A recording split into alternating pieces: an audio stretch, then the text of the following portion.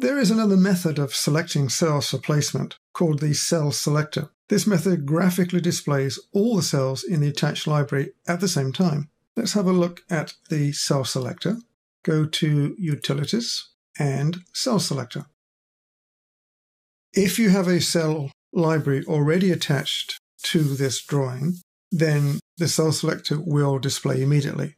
If you don't have a cell library attached, as we don't, since in the last video we detached the cell library, you're now asked to select a cell library for the cell selector. I'm going to go back to the sample 2, select that, and the cell selector pops into place on the screen, and it may not be in the right place.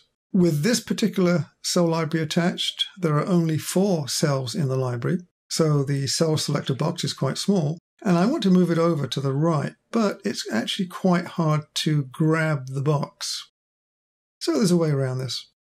Expand the box a little bit, and that will give you plenty of room to grab the box itself.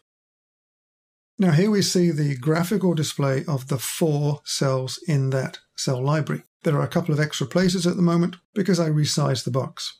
You can now simply data point on one of the cell displays to activate it for placement. Let's use this one. So if I data point on this particular cell, notice that the cell immediately pops into place in the tool settings window, and it's ready for placement because the Place Active Cell tool has activated at the same time. So it's quite quick to do it this way. Let me right-click on that to stop it.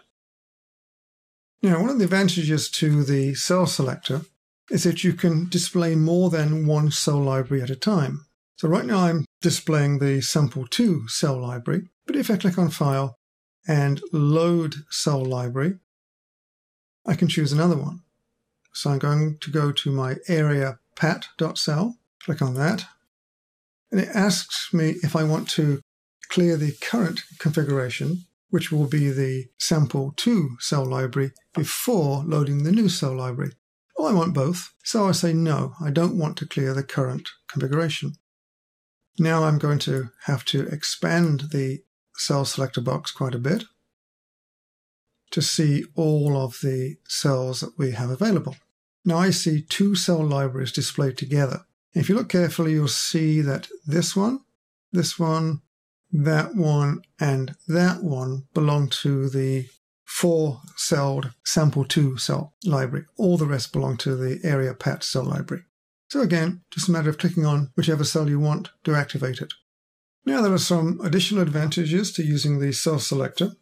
You can customize the button palette, which is what we're looking at right now, to display cells from several cell libraries at the same time, which means that you can build custom cell selectors that contain only the cells you need for specific applications. This is a little different from simply attaching more than one palette. And you do that through the Edit option, using the Copy and Paste buttons. You can save to disk any number of custom cell selectors that can be applied to various tasks. And along with a button selector for a specific cell, the button can also be programmed with key-ins to load specific tools or perform specific actions. Cells can be placed as shared cells if they're designated as shared cells in their cell library and the Use Shared Cells option is on in the cell placement box. Now, I don't want to go any deeper into the cell selector, but you'll find quite a wealth of information in the help files under Cell and Cell Selector. Please take a look at that to see the available options. And of course, experiment with placing cells using this method.